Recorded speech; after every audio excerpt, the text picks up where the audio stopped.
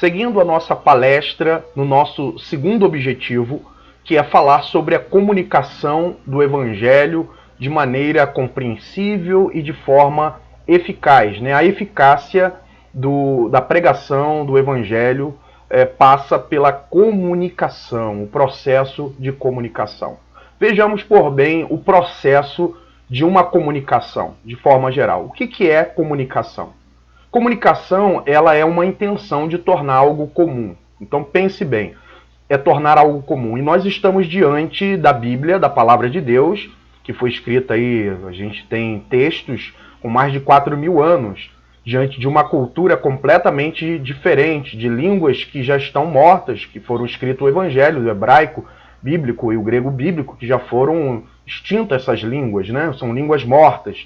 Então a gente está anos-luz da cultura, a gente está muito afastado disso, e a gente precisa tornar essa mensagem lá daquela época e trazer para os dias de hoje e tornar para o nosso público que nós vamos levar, lembrando que a gente está falando de evangelização, então a pessoa não tem contato e conhecimento da Bíblia, por isso a gente precisa pegar algo que é esquisito, é estranho para esse público e tornar ele comum e simples de maneira que ela possa compreender o Evangelho de Cristo. Ela, portanto, a comunicação, ela é uma ciência humana. É algo, portanto, que demanda atenção, estudo, em busca de um resultado proveitoso. Por que demanda atenção e estudo? Porque a comunicação ela é extremamente influenciada ou gerada pela cultura. Veja nesse exemplo o emissor, né? Que nós temos o emissor, nós somos emissores, se queremos alcançar outras pessoas, e a gente vai ter um receptor, alguém que está do outro lado, querendo compreender aquilo que a gente está falando. Nós temos um meio para proclamar essa palavra, ali o meio é a nossa palavra, né, de maneira verbal, imagina um evangelismo pessoal, vamos trabalhar dessa forma, e você tem uma mensagem, a mensagem é o evangelho, a gente já sabe que evangelizar pressupõe levar o evangelho, a boa notícia de que Jesus Cristo é o Senhor, que ele venceu a morte, o inferno, o diabo, e ele é o pão da vida, né? Essa mensagem que a gente precisa levar é Jesus Cristo. Não é a nossa denominação, não é a nossa igreja, não é a nossa filosofia de vida, é Jesus Cristo a mensagem. Só que esta mensagem, ela precisa levar em consideração todo o contexto, o ambiente que nós estamos inseridos. No próximo slide a gente vai ver aí os códigos receptores, né, do Evangelho, e a gente precisa decodificar para que a mensagem chegue compreensível ao outro. Senão, a gente vai ter aí essa imagem aí do nosso receptor, onde a gente tem o ruído, né? E a gente vai ver na sequência o que significa ruído, que são várias coisas que podem prejudicar o entendimento desse receptor.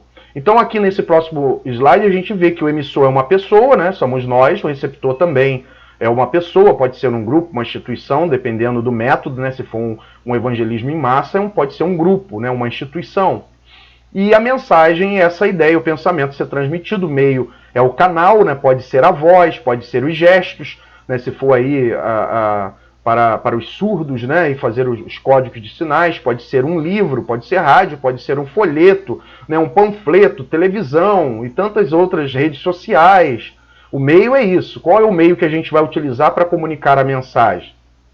Mas o contexto é o ambiente, é o espaço, a geografia, a história, a cultura, que é necessário levar em consideração, né? O estado de vida em que se estabelece a comunicação, qual é a cultura, né, de hoje, é pós-moderna, contemporânea, quais são as marcas do nosso tempo, tudo isso vai influenciar na hora de comunicar. Daí é que surge então o contexto de contextualizar a mensagem, é trazer a mensagem lá antiga, né, para que Paulo, Jesus pregou lá para os primeiros discípulos, para as pessoas daquele tempo, e contextualizar é tornar essa igreja, ou tornar essa mensagem compreensível para os dias de hoje, para a nossa realidade. Isso é contextualizar. O que seria o ruído? O ruído são as interferências que impedem a compreensão do ouvinte, né, da mensagem, compreender a mensagem. O que pode ser um ruído? A cultura, veja, o grau de escolaridade.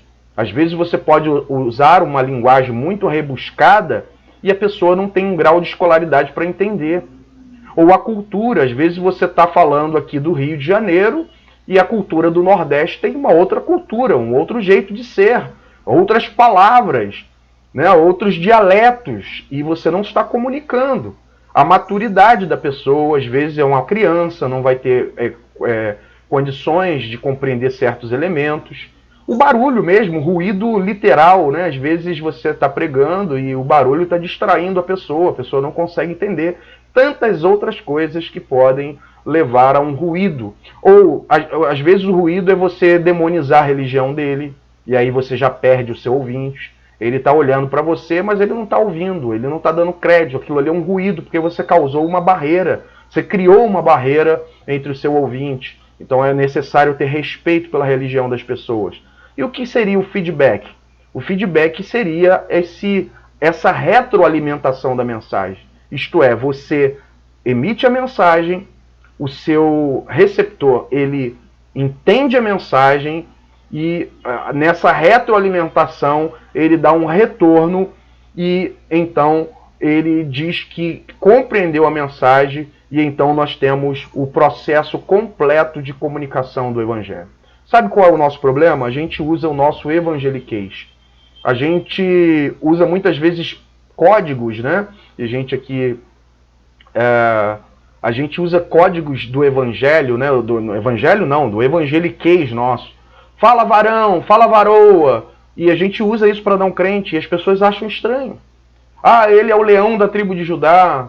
Ah, você bota atrás do carro lá o quarto homem da fornalha, guiado pelo quarto homem da fornalha. A gente usa elementos. Você vai fazer um culto evangelístico, e eu já vi muito isso, e a gente vamos separar os cânticos que a gente vai cantar para evangelizar, a gente vai comunicar o evangelho, e aí a gente escolhe música, ele é o leão da tribo de Judá, eu vejo uma pequena nuvem do tamanho da mão de um homem. Ou seja, a gente está usando dialetos que só crente entende. A gente está usando uma linguagem que só crente entende. E crente que já tem uma maturidade para conhecer a Bíblia, porque novos crentes também não vão saber o que significa uma nuvem do tamanho da mão de um homem. Entenderam? Então, muitas vezes a gente quer evangelizar, mas usa os códigos errados. A gente não faz a contextualização e a gente está pensando que está abafando, que está comunicando, metralhando versículos, mas sem contextualizar, sem situar a pessoa que está numa outra cultura, que está numa outra época, que não conhece nada da Bíblia, e a gente não está ali evangelizando coisa nenhuma. Portanto, para comunicar, é necessário levar em consideração as pessoas. Então veja, se a igreja ela tem consciência da sua responsabilidade, qual é a responsabilidade? Missionária, eu preciso pregar o evangelho. E ela já sabe qual é a mensagem que precisa ser comunicada? O evangelho de Cristo Jesus. O evangelho não é um conjunto de regras, de normas, de filosofia da igreja. O evangelho é uma pessoa, o evangelho é Jesus. Ele é a boa notícia que veio da guerra. Então, nós já sabemos qual é a mensagem que a gente precisa comunicar. Qual é o grande desafio, então, na evangelização? Se torna compreender a nossa cultura, compreender os meandros, para que a nossa comunicação seja eficaz. Ah, pastor, isso é humano, isso é mundano, isso é carnal, é só comunicar na unção do Espírito Santo. Sim, tem que ser na unção do Espírito Santo. Mas veja que Paulo fazia isso. Paulo, quando chegou em Atenas, ali para pregar o evangelho, a primeira coisa que ele fez, deu um passeio na cidade.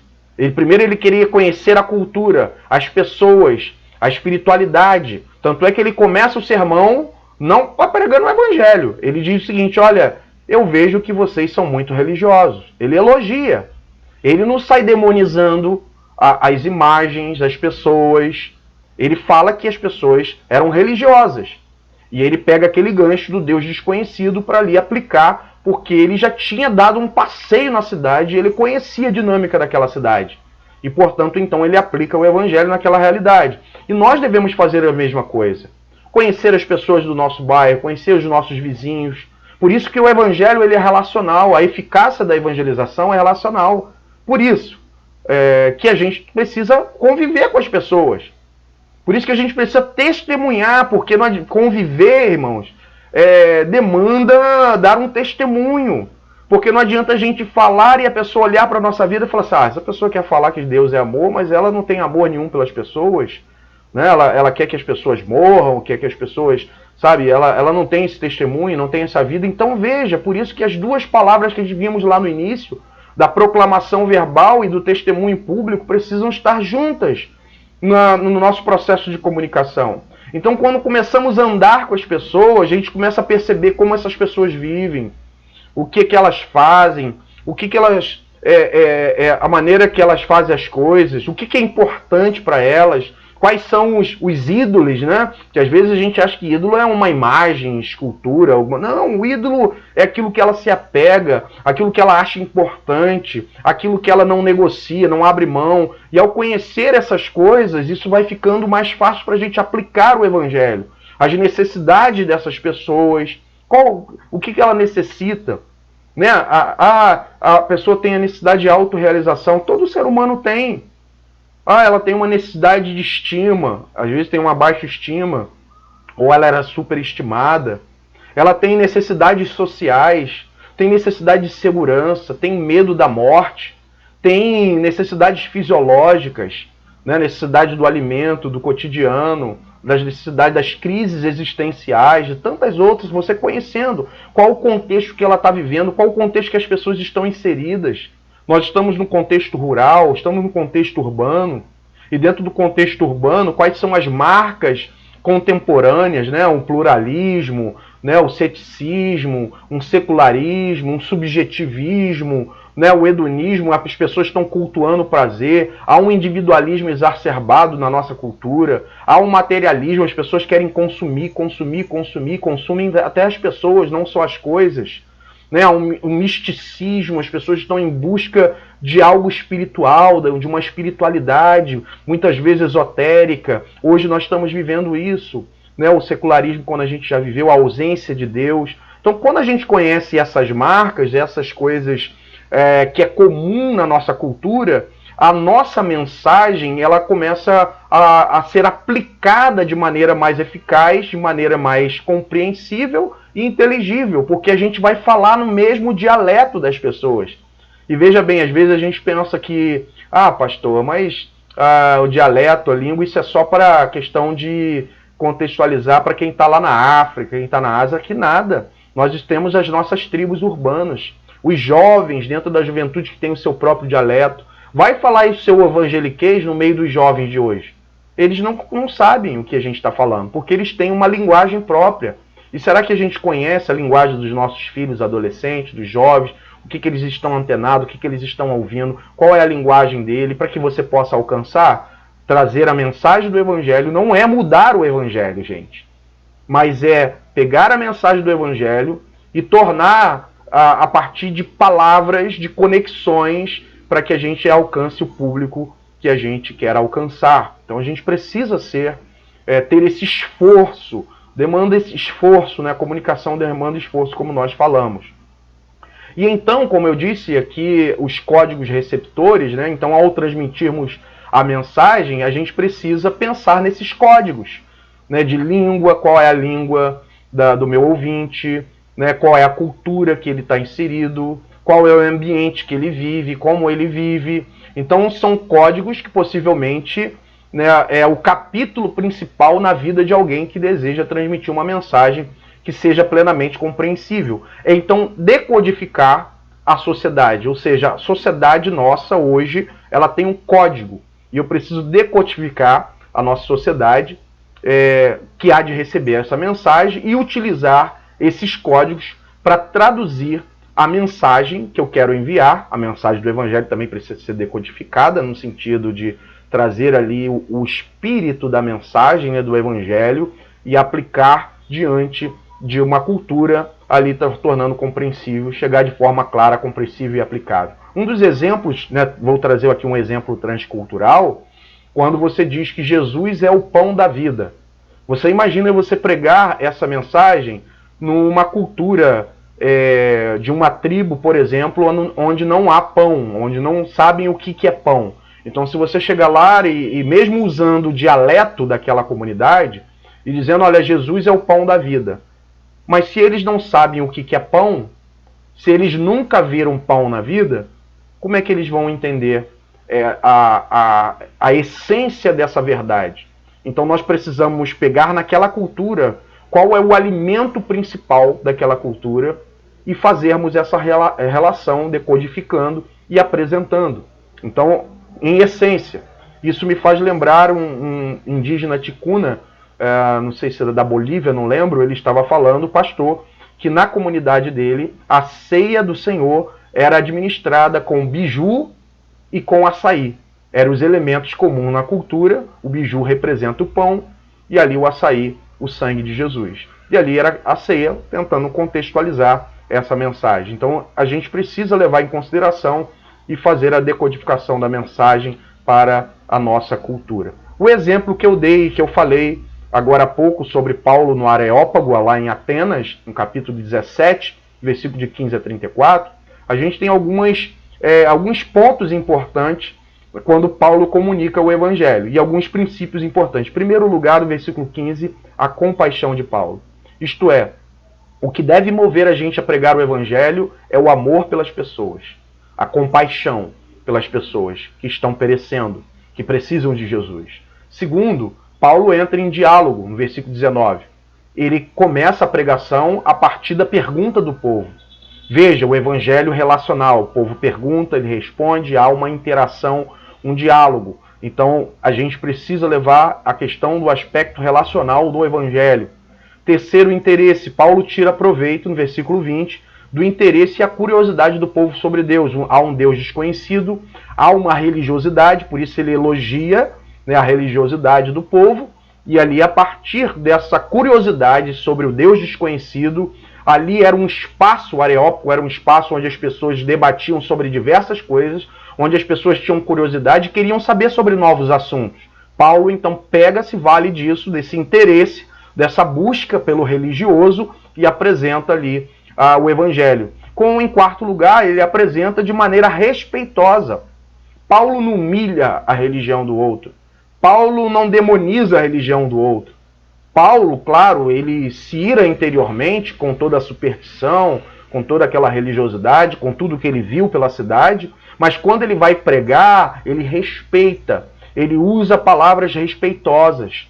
Ele não vai usar palavras agressivas nesse momento. Então aqui é um princípio muito interessante ao comunicar o Evangelho a outra cultura, a outra religião, é partilhar de maneira respeitosa o Evangelho de Jesus, haja vista que Jesus é amoroso, esse Deus que se compadece, que ama e que respeita. Em quinto lugar, o confronto. Claro, o anúncio do Evangelho desse Deus desconhecido, versículo 22 e 23 de Atos 17, ele vai falar, fazendo essa ponte, como a gente vê aqui no ponto 6, Paulo usa o trecho de um escrito de algum poeta da época, né? E ali faz essa ponte, fazendo o que a gente chama de ponto de contato evangelístico, dizendo, olha, esse Deus desconhecido é desconhecido para vocês, mas para mim ele é conhecido, eu quero apresentar a vocês. Ele então a confronta e anuncia e proclama o evangelho aos atenienses.